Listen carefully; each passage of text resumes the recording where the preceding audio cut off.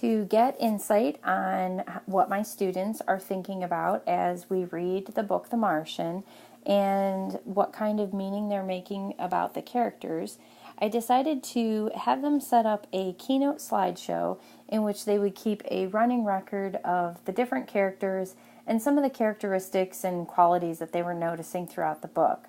So what we did was we pretty much set up with Mark Watney to start with, because we're not very far into the book and we really have only gotten to learn a little bit about him so far.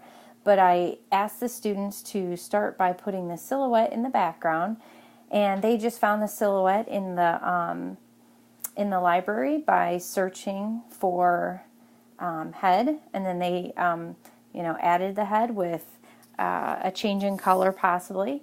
And then from there, they looked through the library to find icons that they felt represented Mark Watney's characteristics. So here are two different students, and even though they use some of the same icons, you can hear some of the reasoning is a little bit different. I put a brain because he's smart. I put a plant because he's a botanist. I put the space satellite because he's involved with NASA. The robot is like engineering and technician. The circle that has like those little divots in it, that's like for engineering as well. The happy face is his emotions and he's like to be funny. The calculator, he's good at math and he's smart. And lastly, I added the clock because he has plenty of time on Mars. Another student also used the clock, but you'll hear in his description he used it for a little different reason. I added the brain to Mark Watney because I think he's smart.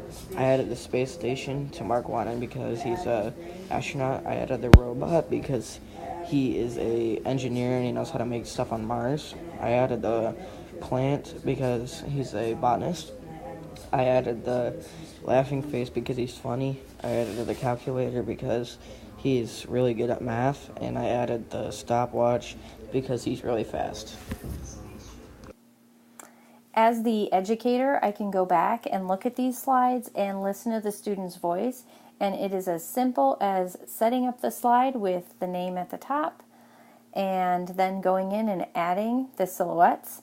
And the students will do this for all the different characters in the book The Martian, and they can play with the color, they can play with the icons, and finalize it with just a little audio clip.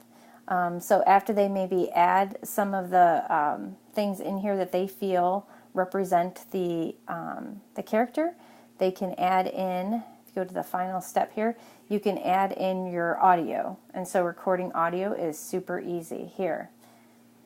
Just a quick idea on how to capture student voice.